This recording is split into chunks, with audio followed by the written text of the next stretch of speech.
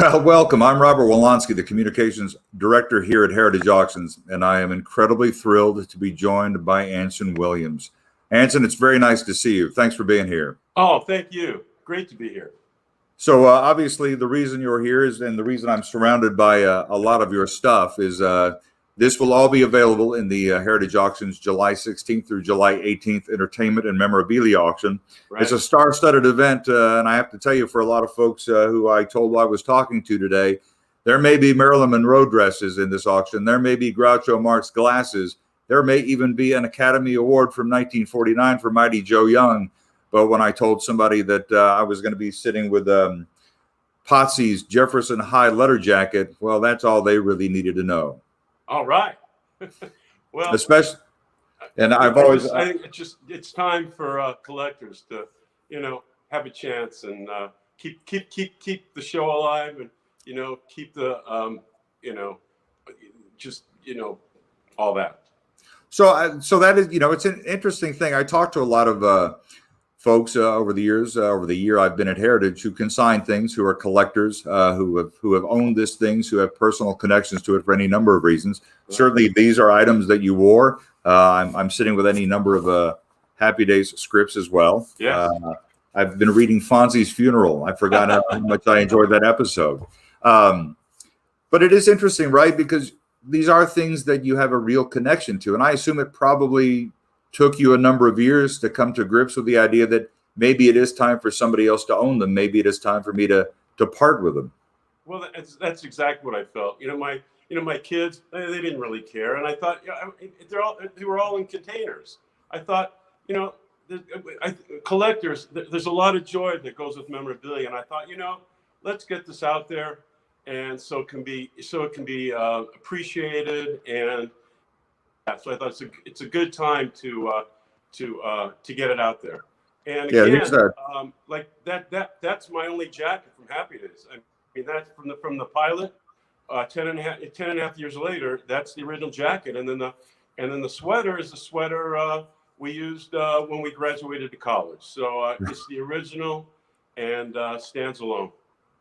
I have to say, so it's interesting, as somebody who also went to a Jefferson High School here in Dallas, and who still has I actually still have my letter jacket from TJ. My father has his high school letter jacket from where he went to high school. It is an interesting thing, because you do sort of wonder, at what point do I part with it? And I was interested to say that your kids don't necessarily want this stuff. Right. They don't. If my dad was Potsy, I wouldn't ever let this stuff out of my sight. I know, but you know how it is. I do. Trust me. I know exactly how it is. Oh, that's no big deal, Dad. Who cares? By the way, guess where I went to elementary school? Jefferson? Thomas Jefferson Elementary School in Burbank, California. There you go. There you go. We are TJ graduates through and through. Oh, but it's very exciting. And also the scripts, those are those are the originals. They're not copies. That's what we work with on the set. So they're the original scripts, and some even have a little writing in them or whatever. But you're holding the same script we did during the whole Happy Days production. So let me just remind folks, if you have a question, if you want to ask it anonymously, email TommyN@ha.com, and Tommy, who's running the show on the other side, we'll give it to Anson and to me. Or if you want to just drop a question here on StreamYard, we can do that as well. But I have a million questions. Okay. Because look, Happy Days certainly was in my wheelhouse, but I also have a number of questions for you about your directing career. Right. You actually worked on a series that a friend of mine was part of, Sequest. David Burke was part of that show. David Burke? Yeah. Oh, I love David. He was one of the exec producers. Yes. Yes. So I saw that script for Equilibrium, this episode that we're taking a quick look at here. I've always been fascinated. Look, certainly a lot of guys in your spot didn't necessarily make the transition to producing and to acting. I assume that 11 years behind the camera on Happy Days made you really, really eager to see what life was like on the other side of the camera. Well, I was very inspired by Gary Marshall, our creator, and really our mentor. And he inspired us to take advantage of the Paramount lot and use it as a college, learn other areas of entertainment. because we might not be actors all our lives. He created other opportunities for us to maybe go into different areas of entertainment. So he opened up the whole studio. I was able to observe John Schlesinger directing Day of the Locust. I was right next to Polanski when he was shooting backlot scenes for Chinatown. I watched so many of the Grease musical numbers being done. So it was an on-set education as a director, along with Ron Howard, who we had done actually a lot of television productions together. I had already started creating shows, selling them, and writing before directing. But yeah, in 1985, I was able to attach myself to a script I'd written, an ABC after-school special, and from there I was lucky to be able to start moving forward in a directing career. And what was really a blast was being able to participate in so many different genres, everything from sitcom to soap opera to heavy drama to sci-fi, which is my favorite. I mean, your imagination goes wild. I mean, it's much more complicated, much more work, but so much fun. Just create, from imagination to reality with CGI and all those kind of wonderful tools we have to create just entertainment. And Sequest was just a phenomenal experience for me. I was able to direct the second and third seasons. I think I was one of 3 or 4 directors in terms of the second and third season. So it was just a constant challenge and so much fun. It was such a huge show. And it was just a wonderful cast, amazing stories, great exec producer, Steven Spielberg. And it was just such a wonderful, memorable experience for me as a director. I'm always fascinated by guys who direct television, because certainly you're coming into different experiences to cast, and coming to it from a show that you had been on for 11 years. You certainly had the experience of knowing what it was like to be part of a TV family, literally and figuratively. And then to drop in over the course of the directing career into different scenarios where you were coming in, whether it's a Star Trek or Lizzie McGuire or other shows like that, where folks had also been together for long periods. Were you better able to relate to them than some other directors who had not had the experience that you had as an actor? Yeah, my experience as an actor is invaluable because the one thing, important part of directing is communication. And if you have an understanding of what an actor's going through, what words to say, you're basically a psychologist too as a director. But you're just more sensitive to their vulnerabilities and concerns, and you have to have an open heart as a director. And always remember, you're a storyteller. Too many directors act like directors. Oh, let's do this. You're basically a storyteller. Get out of the way. Just get out of the way and say as many or as few words as it takes to get the job done. And another thing with actors, one thing I respect actors. They're coming to the set because they're going to bring that part above the page. They're hired because they're great at what they do. Let them do it. And then go in there and massage. Ron Howard gave me some great advice once. He said, Anson, it took me 2 feature films to shut up. He did. Literally, he said, he goes, no, I only have to talk when I have to talk. I don't have to talk just to talk, let it happen. Now massage it, let it go. And most of the time, seriously, with really good actors, you don't have to talk that much. You really don't. You just have to put everything in place and make sure it's going right. Make sure that all the nuances are there, your craft is there. But just, because sometimes you talk, you confuse people. And all of a sudden, the magic stops, that spontaneity stops, that moment. Now they're thinking about it. The minute they're thinking about it, it's over. So let's go back to the very beginning and then talk about how you get that education, because certainly we're here to talk about these items and then the Happy Days stuff. And certainly that's where you got your education. And I do want to, and by the way, I do want to revisit what it was like to watch Polanski filming some of the Chinatown stuff on the Paramount lot. I have many questions about that. But look, as you point out, the jacket from Jefferson High is the one you wore from the pilot all the way through. Mm-hmm. And I know that you were, how you got the role was certainly an interesting story, in as much that it was almost, I think you and Donnie most were actually up for the same part at the same time, or up for both reading for Potsy, and then you were late for the audition as well, right? So it certainly was fortuitous in any number of ways that you wound up with a part. But what intrigues me the most about it is how you found Potsy's voice and what role Gary Marshall plays in it, what role you play in it, because the character could have been, the dumb guy. There was the regular guy, the dumb guy, the sort of smarmy guy, and then there's Fonz bringing them all together in the way he does. But to bring a humanity, I've always thought that Potsy had the funniest lines in the show. That's fun.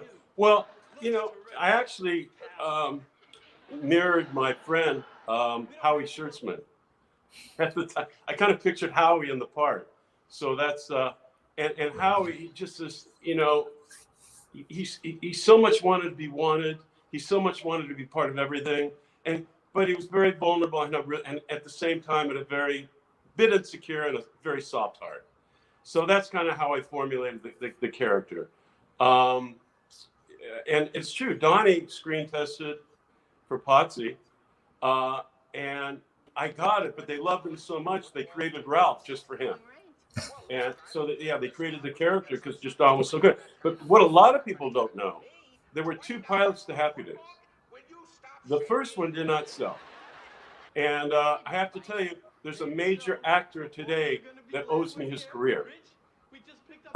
This major actor was in the National Touring Company in Greece, which is at the Dorothy Chandler down in LA. Greece was there. And they brought this major actor in to audition for Potsy in the original pilot, because he actually played this character called Dewey or something, which is kind of a vulnerable character. And they brought him in to audition, and he didn't get it.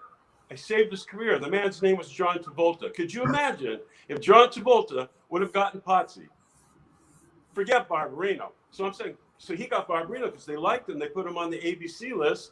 They did another audition for Welcome Back, Kotter. That was the right part for John. So he owes me 10%, man. His whole career is I got the part and he did. Right. Also, how exactly would Henry and John's character, if John had gotten Potsy, exactly? I'm trying to imagine how that might have played out, because they might have been very similar in a lot of ways. Well, there was no Fonzie. There was no Fonzie, that's right. There was no Ralphie. There was a different Mr. C. Harold Gould played Mr. C. Marion Ross was in it. Ron was in it. I was in it. But we were only 3 of the original. And they created Ralph. They created Fonzie. That was the second pilot. Why do you think the first pilot did not go?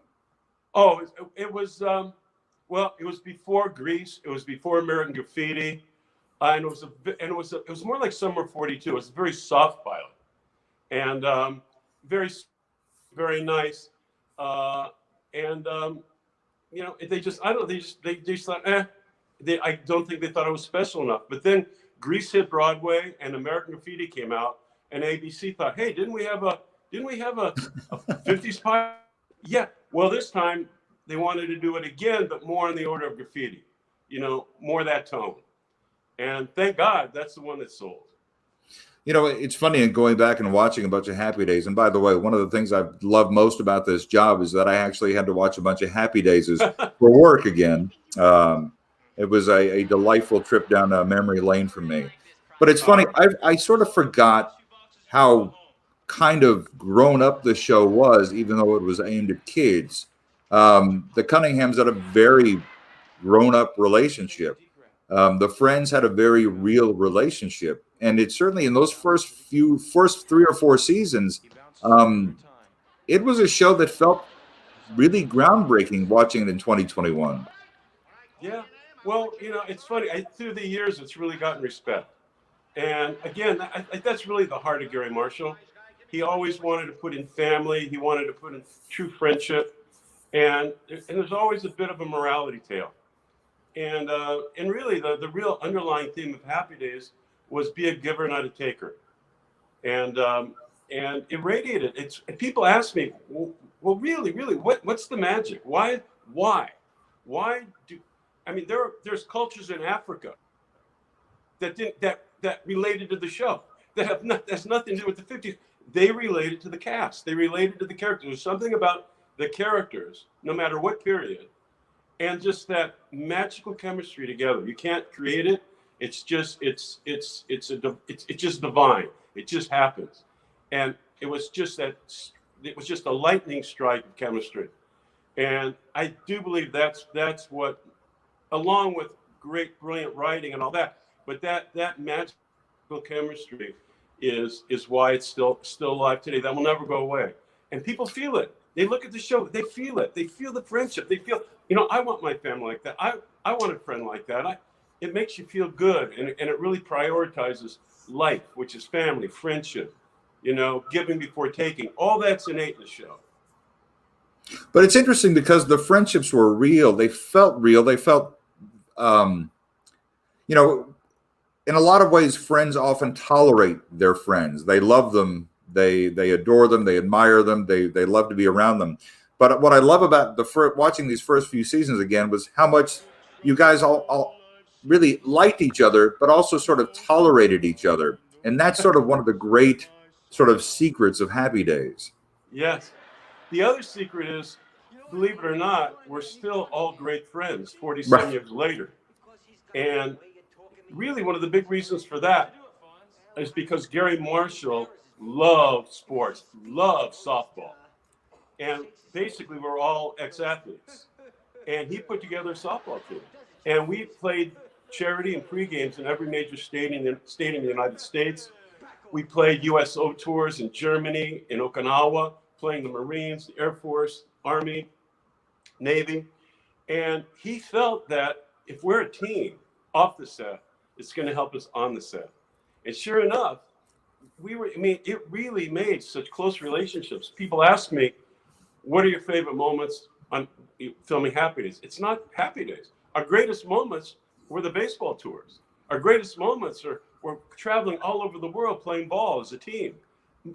Moments you can't recreate, just outrageous, wonderful times of playing against the 3rd Infantry Division all over Germany, playing every military branch in Okinawa, going to the Mediterranean, going to Yankee Stadium, going to Dodger Stadium.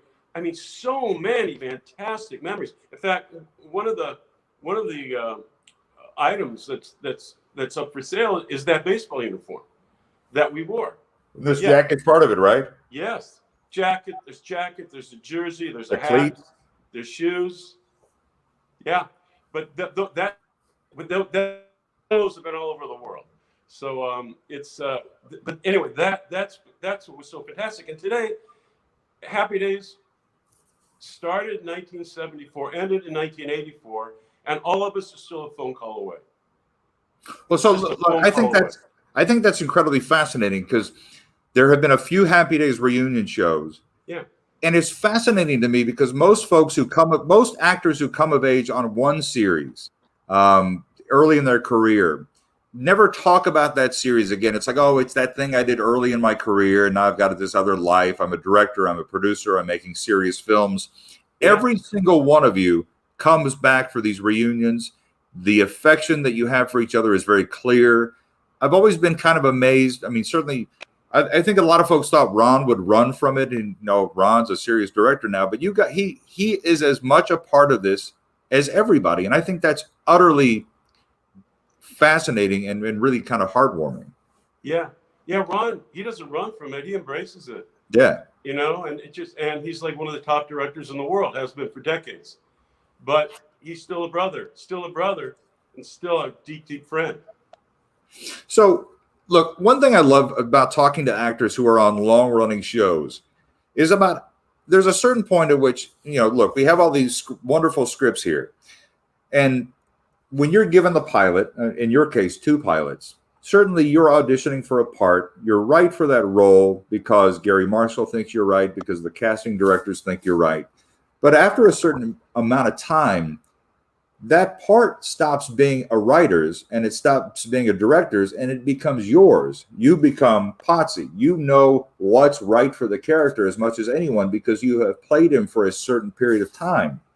Was there one show or one season where you figured out, all right, I'm gonna exert some control. I'm gonna have some say. I know what Potsy is really about and how I'm going to portray him going forward? Well, not really. We also had the opportunity and the good fortune to have Jerry Paris as our director. Right. He's the Emmy-winning director from Dick Van Dyke. He actually played the next door neighbor, Dennis. So we had one of the best comedy minds ever as our director 95% of the time. So He was a supervising producer too, right? We would just always be collaborative, making things funny. You know, I mean, it was never I'm right and you're wrong. It was always collaborative. But one thing I did add to the show myself, and it actually came out of practicality. Back then, we weren't paid like actors today, and nowhere near that kind of money. It's like, are you kidding me? But I've always been one to see what I have, not what I don't have. And it's a good lesson in life, folks. See what you can always see what you don't have, but kind of look at what you have. And there's a lot to work with there. So I'm looking and I'm going, I started off singing in musicals and nightclubs. And I thought, just like David Cassidy, who I knew, Partridge Family had just ended. And he said, man, I did so much better off the show than on the show. Singing on the, I went, that's it. Ricky Nelson, if I could convince Gary Marshall to let me sing on the show, I could get a record contract and I can get booked. I can actually make some money, So I met Gary one morning and I said, Gary, and he said, not now. I don't have to talk to me later. I go, oh, it'll only take a minute. He goes, okay, you got a minute. Walk with me.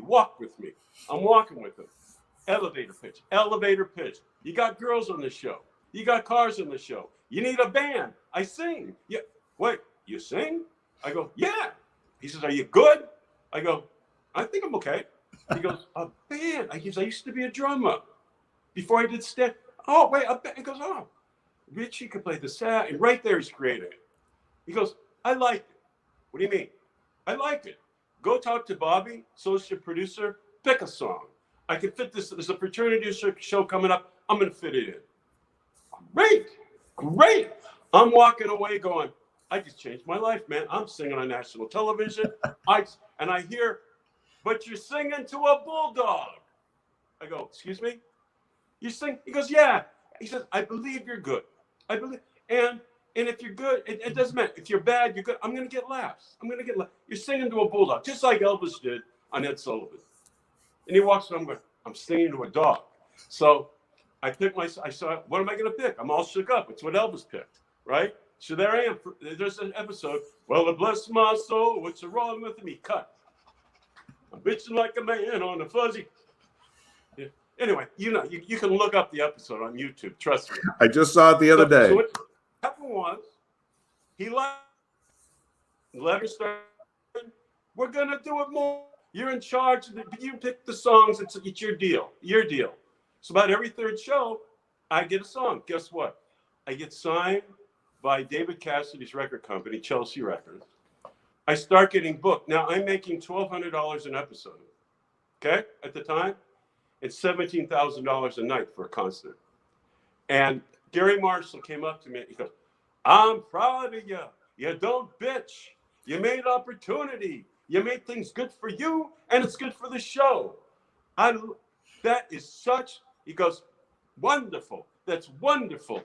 Proud of you. Yeah, and you don't bitch. Great. And that was it. And it was a big lesson for me. It was finding opportunity that helped everybody. And that's a dead true story. And it gave Gary Marshall a chance to drum in the band. Yes. Well, you told me, I used to be a drummer, and we had a blast with the music. It was just so much fun, and it gave me a responsibility of I was in charge of. I was responsible, and as a young guy, it's a great for someone to give you that gift of responsibility, and like coming through, and then I was able to write songs for the show. Here and there. I mean, I had a music department. We wrote some of the songs. It was just an added creative experience that came out of finding a void, finding what I had, and making it work to another level without complaining but moving forward and finding success right in front of you. And I seem to recall as a kid having your single at the house. Yes. Well, that was bad. The single was bad. The single was not good. You ask, is my love real? All I can say is how I feel deeply, deep inside of me. Is our love forever? Can anyone ever know? Same guys that wrote Killing Me Softly, huh? But a little Right. different song. Man, I'm having a flashback. Me too. It's funny because look, so all right, so you figured out to make money, and you know, and look, when you don't bitch, that's really all a director really wants out of an actor at some point, right? Yeah. Yeah. You don't bitch. So when you get that opportunity, what's that? You collaborate. Right. You collaborate. But that seems to me, and again, you know, and even reading some of these scripts while getting ready for today, that collaboration isn't on the page. It's not something you can find. So how do you guys find it together? And I assume, look, casting is the magic that makes all of this happen. If it's not, if Don's not there, if Ron's not there, if Henry's not there, it may not be the same show. It may not be the same chemistry. It may not be the same collaboration. Over what period of time do you guys realize we're the right guys, we're the right mix, we're the right chemistry, we're going to be the right friends? You know, I don't think we thought it out that much. We came to the set and we start off the scene, and it was so funny because when visitors came in, especially when we changed the 3-camera live audience. Right. While rehearsing during the week, when just people came on the set for a few minutes, they thought we were crazy because we didn't even have to talk anymore. It was all grunts. It was like Jerry Pierce, okay, you're coming in from there, you're coming in from there, let's go. And I go, hey, Rich, I know.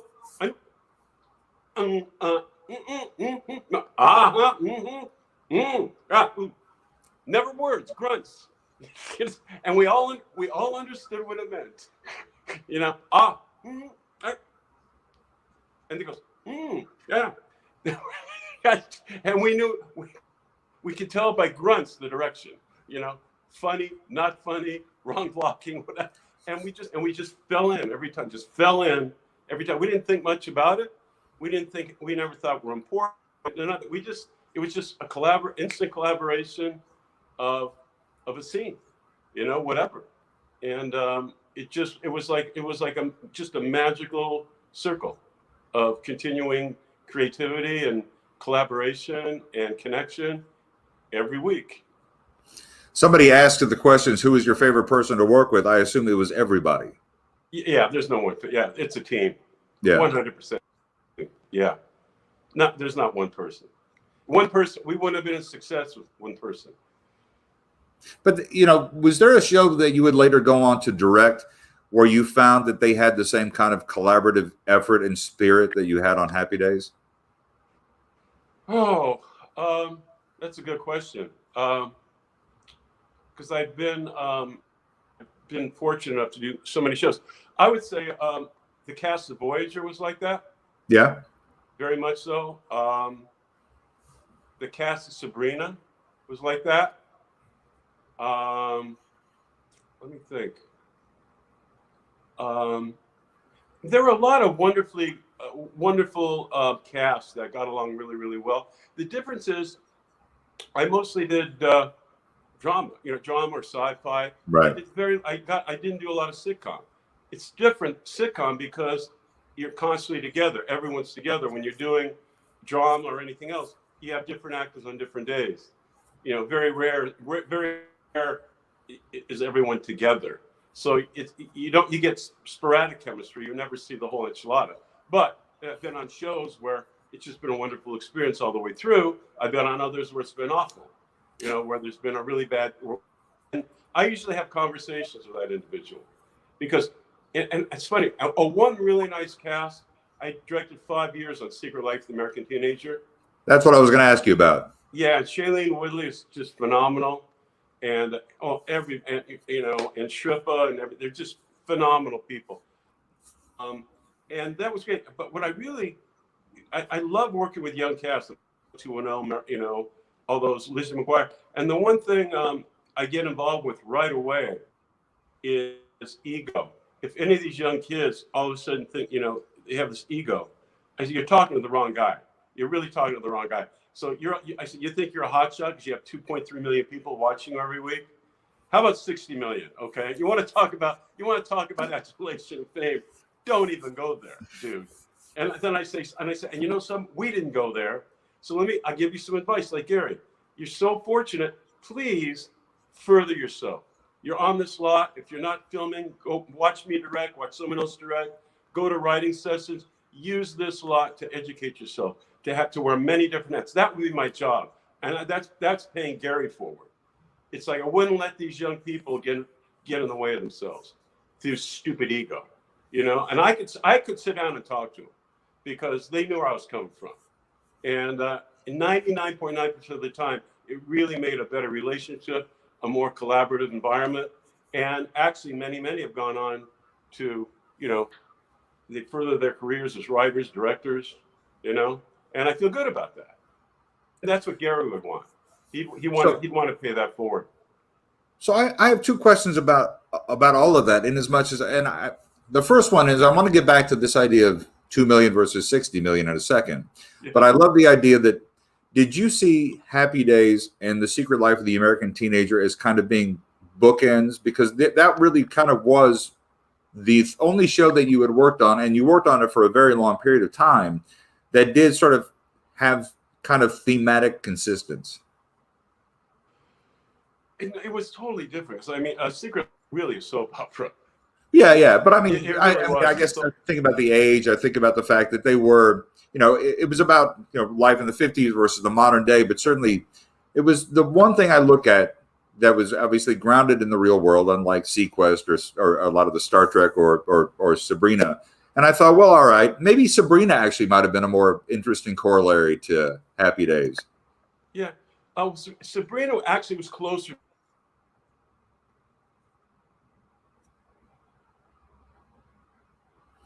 I think Anson's frozen for a second. And another day, it'd be one camera, like a movie. Yeah. Am I okay?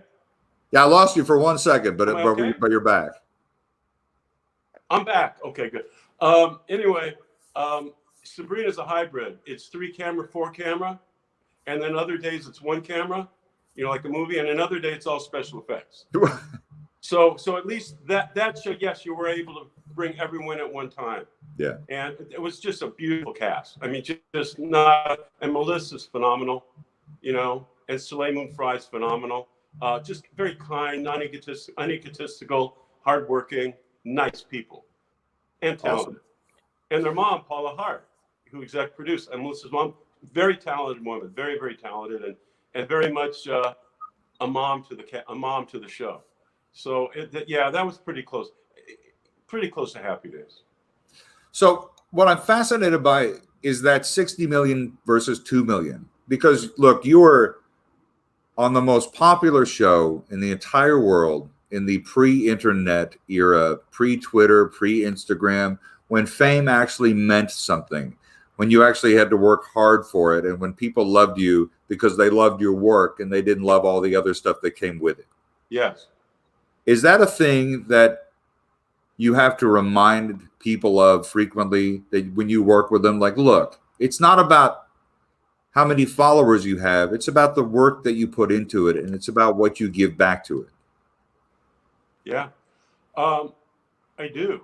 Someone gave me very important advice years ago, and I feel it too. We all have this fire in us to do something really that pushes you forward. You want to be successful. You want to win. You want to win. You just want to give it all, and it's very important.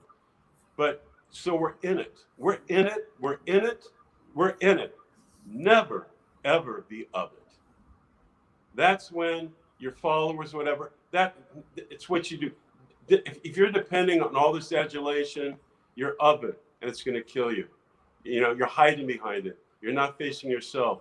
You know, you're living a life of icing. You're not being the cake. Basically, be the cake, and once you do, let it go. Just let it go. Just it's what you do. It's not who you are. And all of us, Ron, Don, we all live that way. And Gary put that in our heads clearly. You know, don't and what you know. And people, they're of a lot of things. you know, they hide behind kids, they hide behind drugs, they hide behind a vice presidency, they hide behind everything. You know, they're of it, they're not in it. So never, ever be of it, and then you'll be successful and happy, because then, as far as it's your job, you have this God-given gift, whatever, of communication. For some reason, it connects and it inspires people, it educates people, it connects with people, and that's a wonderful gift to be part of. But let it go, man. Once you let it go, get away from it. You know, honestly, go cut the grass, go wash some dishes. I swear to, you know, really just get out of it and stop it. You know, just be a human being. Just go about your life. Do you think that it was helpful for you that you guys did not know for a long time how popular and how beloved the show was, that you were doing it for several episodes? I know you guys kind of were behind the eight ball for the part of that first season, and we're just kind of rushing to catch up to make sure that you had a show to put on the air, that by the time you actually got out in the real world and realized how popular you were, you had already established the show and the craft of it. Yeah, well, we got on, I think we did the pilot in November, and we went on the air in January. So we were just working day and night, and then it was a one-camera show, like a movie. So it was just hours. We were there. We got there when it was dark. We left when it was dark. We had no idea at all of the popularity of the show. We were exhausted, and it wasn't until they shut down for a few weeks that we all went on a promo tour. And once we landed in Dallas, and you know, all heck broke loose. That's when we understood the power of the show. We were just thrown back, blown away. In fact, the first personal appearance was, we landed in Dallas, and I knew something was off when a limousine was on the tarmac. I went, "Who's that for?" Us. What? A limousine on the tarmac. We get off, we go into and we get taken right to an event, and it was an outdoor amphitheater in some park, whatever, and we were going to make an appearance and wave and go off. Okay. So we're driving in, and it's like park-like grounds, and we see thousands of people like ahead, and we're going, "Gosh, something must be going on. It must be a concert or something going on. Look at that. What?" And all of a sudden, there's nothing more dangerous than teenage girls. They turn and they start running at us, and we're going, "Holy crap!"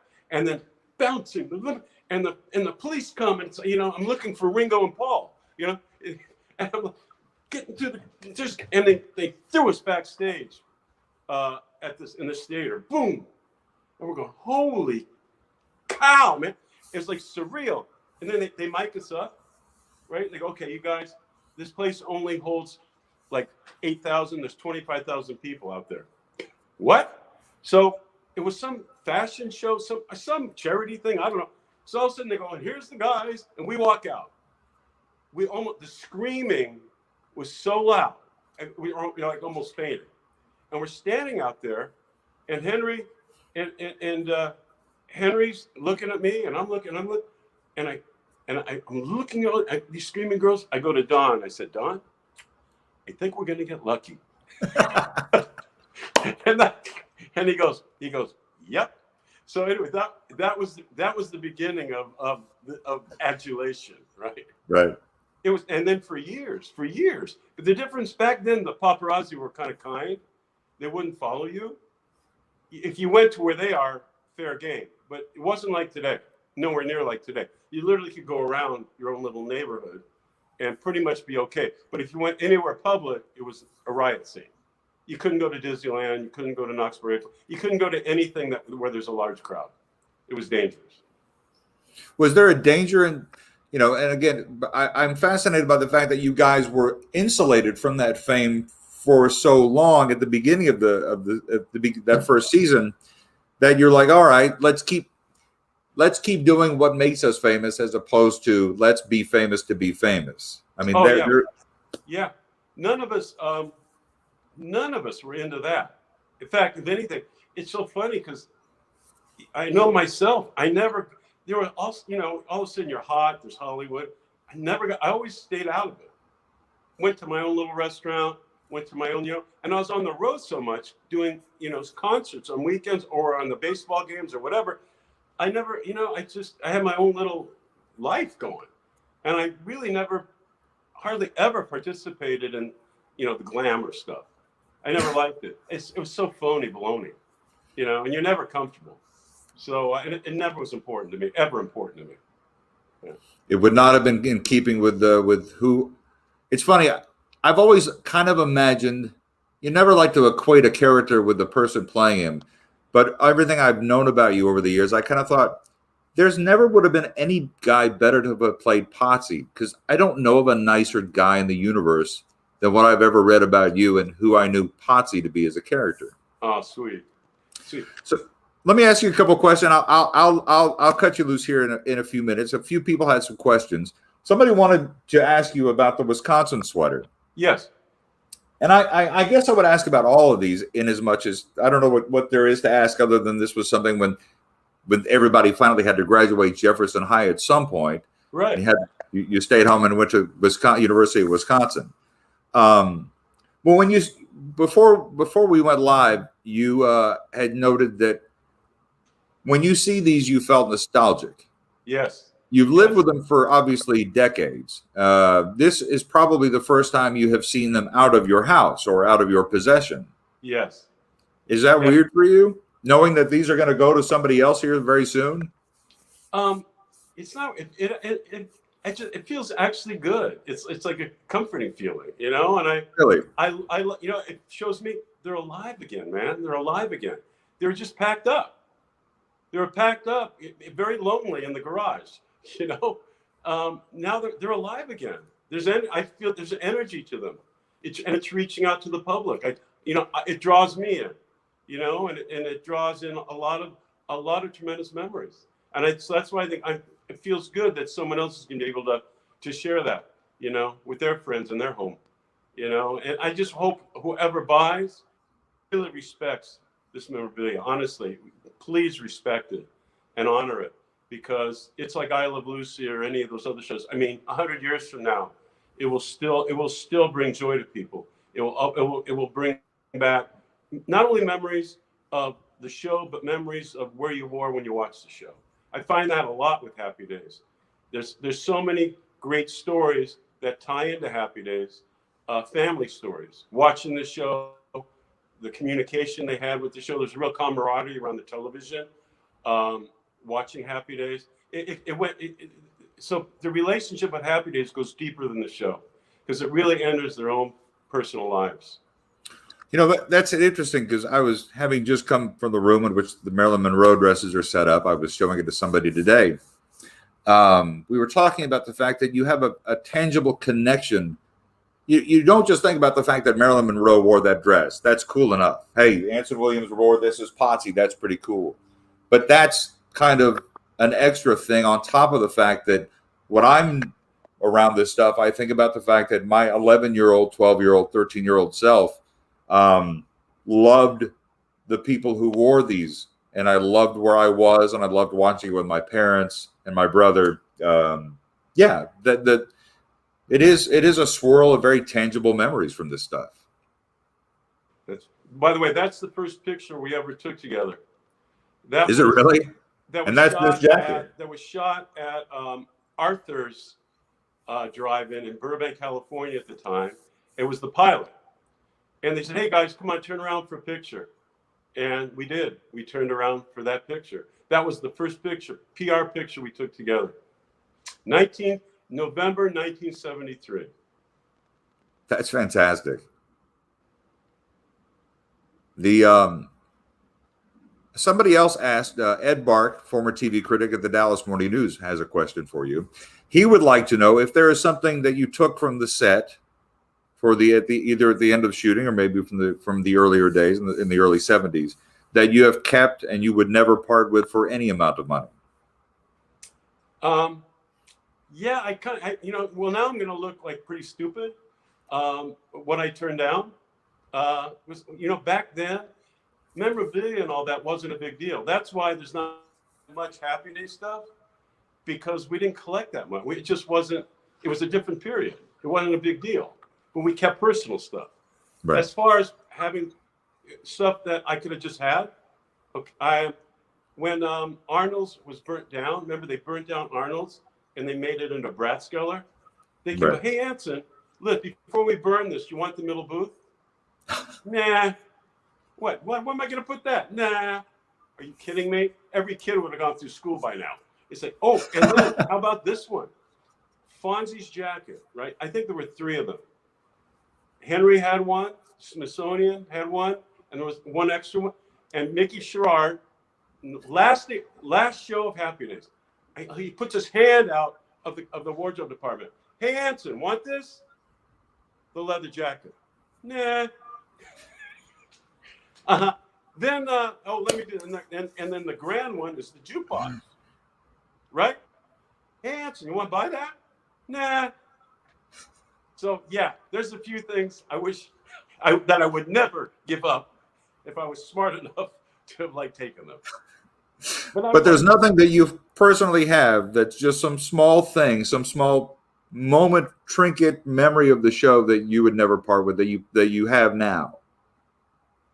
No. Yeah. No. Memories. Well, Memories. so that's really it, right? I mean, that for those who are part of it, I mean, that's kind of the interesting thing about being on this side of it here and being with the stuff and knowing that it will go somewhere else, is that you live with it. You don't. It's like when people take a picture of a concert. Like, don't you want to remember the concert as opposed to looking at that picture and not having been in that moment? You were in all of these moments. Yes. Yeah.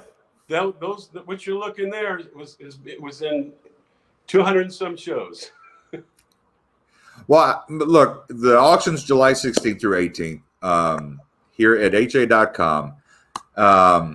Somebody says they still have their first Tiger Beat magazine with all of you guys in it. I remember it wasn't just Tiger Beat, right? It was Tiger Beat. It was Dynamite. It was every Teen Beat, 16. It was every magazine ever known. Oh yeah, it was pretty crazy. But certainly your career after that has also been truly remarkable. And look, the fact that I get to spend any amount of time with this stuff and talk to you is a career highlight for me, and I would not have missed it for anything in the world. So I really do appreciate it, Anson. This has been a real pleasure. Let's see, somebody really enjoyed it. So best of luck in the auction, they say. Thank you, Edgar. We appreciate it. Do you see that, Anson? Yeah. How to manage yourself and others. Best of luck. Oh, that's really sweet. Very sweet. Yes. This has been terrific. I know that everybody who's watched it and who will watch it will thoroughly enjoy it. This has been a real pleasure for me. ha.com 7241 /7241. You see it up on the screen. July 16th through 18th. I have one Jefferson letter jacket from my high school days, but I might have to see about getting yours. There is something I have to say. Spending time with you and these things has been terrific. So thanks for the opportunity, Anson. Oh, good. God bless everybody. Stay safe. All right. Let's move forward together. Okay. Sound advice. Thank you, sir. Really appreciate it. Okay. Bye. Bye.